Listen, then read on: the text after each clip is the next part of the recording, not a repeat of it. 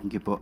On another topic lang po, yung si Senator Bato de la Rosa, medyo nag-react po siya doon sa yung pag-welcome ng pala sa legitimate opposition, pero parang lalabanan yung mga obstructionists. Ang sabi po ni Senator de la Rosa sa interview po namin ay yung hindi raw po haharang yung Duterte Block sa sa mga programa at batas. Pero sana raw po, sabi niya, kung gusto nila ng magandang samahan, magandang cooperation, do not start with warning or threatening the senators. With all due respect to Senator Bato de la Rosa, bato-bato sa langit, ang tamaan ay huwag magalit. Unang-una po, wala tayong pinangangalanan kung sino man. Ito po ay pangkalahatan. Ang nais po natin sa taong bayan ay huwag maging obstructionist para magtuloy-tuloy po ang mga gandang proyekto at programa ng Pangulo at ng administrasyon. Wala po tayong tinireten. Wala po tayong tinireten na senador. Sana po ito ay napakinggan man lang sana niya yung mga words na aking nasabi para siguro po maiiba ang kanyang impresyon at ang kanyang tugon kung nadinig niya yung buo kong sinabi. Ang sabi natin, ang mga lehitimong oppositionist ay welcome dahil kailangan po yan sa isang demokratikong bayan. Ang atin lamang hahadlangan ay yung mga obstructionist na walang ginawa kundi manira at kahit maganda ang proyekto ay hahadlangan. At hindi po yan magiging maganda para sa bansa at para sa taong bayan. Magandang umaga, Yusek. Yusek, about the issuance of arrest warrant against former presidential spokesperson Attorney Harry Roque. Ang sabi po niya kahapon, malinaw that he is a victim of political persecution by the Marcos government because he is an ally of the Dutertes. Your comment on that, Yusek? Yan po naman talaga ang kanyang magiging naratibo, kanyang depensa. Pero hindi po niya sinasagot ng mabuti kung nasaan nga ba yung mga dokumentong kanyang ipinangako sa House of Representatives at that time na nagkaroon po ng hearing sa Quadcom. Hindi po niya natutugunan yon at kung ano man yung mga sinasabing di umano hidden wealth niya ay hindi pa rin niya po natutugunan. So paano po kayo magkakaroon ng political persecution? At tandaan po natin, korte mismo ang nag-issue ng valid warrant of arrest patungkol po sa kaso ng qualified human trafficking. At hindi lamang po yan. Meron po tayong nabalitaan na meron din pong pending case for alleged land grabbing sa Bataan. At ito po ay di umano'y nakapending sa Ombudsman since 2023. So siguro dapat din po natin malaman ang detalye dito at ang katotohanan tungkol sa akusasyon ng mga 77 farmers patungkol sa di umanong land grabbing na ginawa ni Atty. Harry Roque. Ma'am, ano po yung magiging action on the part of government? Is it possible to coordinate with the Interpol para mapabalik sa bansa si former presidential spokesperson? Sa ating pagkakatanda, yan din po sinabi ni Yusek Nikki T. ng DOJ, maaari po sila makipag-cooperate at makipag-coordinate sa Interpol patungkol po dito. So abangan na lang po natin kung ano man po ang magiging aksyon ng pamahalaan sa pamamagitan po ng DOJ. Pero may sinasabi po kasi si Attorney Roque na sa ngayon, hindi daw pwedeng maipa-deport siya pabalik dito sa Pilipinas dahil ayon daw sa international law, meron pa kasi siyang petition for asylum. So, kumbaga, nakapending pa doon. Of course, meron pong ganyan na sinasabi patungkol sa karapatan na wag muna siyang dalhin sa bansa kung saan may kaso. Pero ito po ay kung may maipapakita pong harassment. Kung wala po siya mapapakitang harassment mula sa gobyerno at mapapatunayan na ang mga kasong ito ay legal na nasampa at may mga basihan para siya ay ma-issuehan ng warrant of arrest, hindi po tayo maniniwala na hindi siya maaaring dalhin sa Pilipinas. Follow-up question, Maris Umali, GMA. So, ma'am, ibig sabihin, even, kasi yun po yung ini-insist niya when we were at The Hague before, ang sinasabi niya, it is part of the provision as an applicant for a political asylum seeker that hindi siya pwedeng galawin at all. Hindi siya pwedeng ipa-deport, hindi siya pwedeng arrestuhin. Kumbaga, he is untouchable as a political asylum seeker. So, ano ang magiging basehan kung sakasakali nung sinasabi po ni attorney na they will work hand in hand with the government in order to siguro serve the arrest? Siya po ang nagsampa ng kanyang petition for asylum. So dapat po para hindi po siya maaresto since may valid warrant of arrest na inisyu ang ating bansa, siya po ang dapat magpatunay na ang pagkuha sa kanya gamit man ang Interpol or kooperasyon sa Interpol, siya magpatunay ang pagdala dito sa Pilipinas ay because of mere harassment. So may condition po yun. Hindi po yun statement na hindi ka pwedeng hulihin, basta-basta. Kung meron naman pong valid warrant of arrest at may kaso siyang dapat kaharapin, hindi po siya dapat magtago sa kanyang petition for asylum. Thank you, ma'am. Next question, Tristan Nadalo. Please watch. Morning, Yusek. Ma'am, baka gusto lang pong i-clarify ng Malacanang kung totoo or hindi po ito. Kasi may mga lumabas po sa social media yesterday.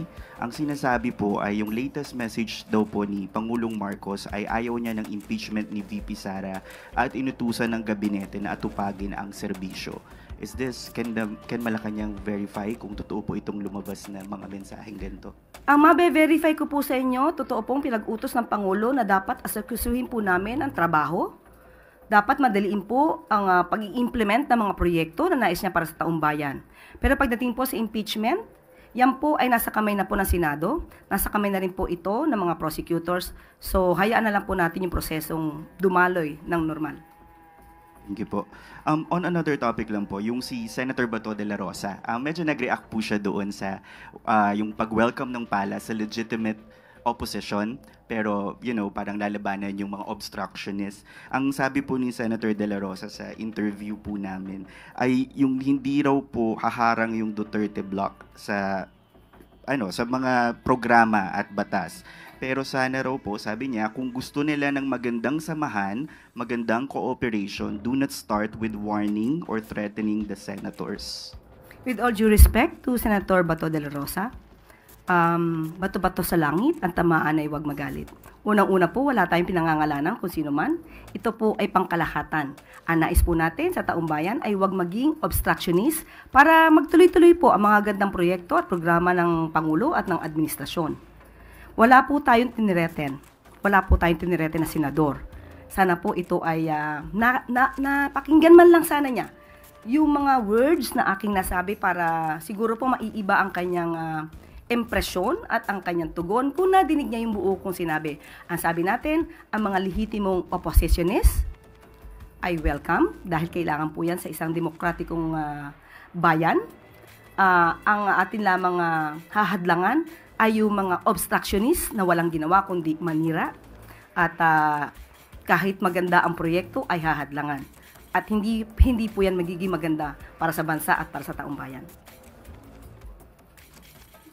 One follow-up question from Maris Umali, GMA. Yusek, speaking of opposition o yung pagkakahati-hati po dito sa slate ng mga presumptive na mga senators, sa inyo pong perspektibo, ilan po ba talaga mula sa alyansa ang nakapasok sa top 12 at ano po ang magiging implikasyon nito sa presidential legislative agenda ni Pangulong Bongbong Marcos?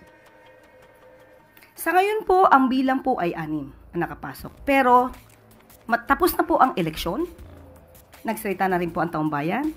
Sa paningin po ng Pangulo, wala na pong alyansa, wala pong PDP, walang anumang kulay ng politika.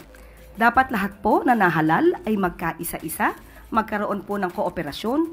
Ito naman po ay para sa taong bayan. Huwag naman po na sana laging politika ang pinag-uusapan at hindi po tayo makakakilos at makakausad kung puro pamumulitika at pang-iintriga ang gagawin natin sa pamahalaan. Dahil ma'am, wala na pong mga linya o wala na pong alyansa, wala ng PDP and all, ano po ang implikasyon nito sa presidential legislative agenda?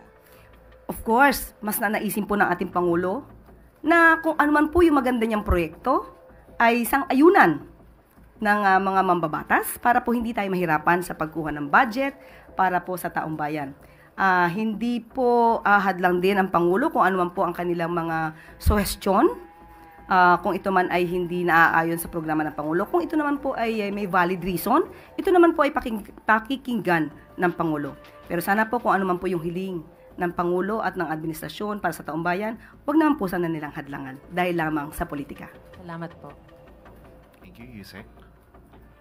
At bago po tayo magtapos, tuloy-tuloy pa rin po ang pagbebenta ng 20 pesos kada kilo na bigas para sa ating mga kadiwa centers para sa mga nasa vulnerable sector.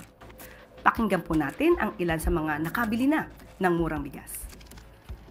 Sana tuloy-tuloy yung bigas na ganyan na katulad ng pinangako niya. Natupad na ngayon, lalo maganda. Salamat na salamat. Ay, malaking tulong po ito sa tulad namin mga senior, lalo na po yung ibang walang trabaho, hindi na po nakakalakad. Malaking tulong na po ito, nakakakain na po kami na sapat. Nakita niyo na po ba yung kalidad po ng bigas? Hindi pa nga po, ngayon pa lang po, nung nalaman po namin yun na po, nagpunta na po kami. Salamat naman po at natupad na po yung sinabi po ni President po ang nagsabi nito, nabibigyan na po ng tao ng 20 pesos para kahit magkano yung unbibi ng tao, pwede na po sila makakain ng 3 beses sa isang araw. Ay, malaking tulong po ito sa tulad namin mga senior, lalo na po yung ibang walang trabaho, hindi na po nakakalakad. Malaking tulong na po ito, nakakakain na po kami ng sapat. Nakita niyo na po ba yung kalidad po ng bigas? Hindi pa nga po, ngayon pa lang po, nung nalaman po namin yun na po, nagpunta na po kami. Salamat. Masaya ako ngayon, ma'am, kasi gusto kong bumili ng bigas na 20 pesos per kilo. Kasi ngayon, alam mo na ngayon, panahon, mahalin na ang mga bilihin. Malaki na itong may tutulong sa pamilya ko. Yung ibang budget, iba na rin ang bilihin namin. Kasi maganda na itong na natupad na ni Presidente yung pinangako niya na 20 pesos per kilo ang bigas. At maliban po dyan, patuloy pa rin po ang libreng medical na serbisyo sa bukas centers. So alamin po lamang ninyo sa inyong mga local government units kung saan po matatagpuan ang bukas centers. Ma-avail nyo po ang mga libreng testing, blood testing, patungkol po sa inyong diabetes, at mayroon din pong operasyon para sa katarata. Alamin nyo lamang po. Yan po ang mga programa ng ating Pangulo, ilalaman po yan. Bigas at bukas. Dito po nagtatapos ang ating briefing ngayong araw. Maraming salamat, Malacanang Press Corps, para sa bagong Pilipinas.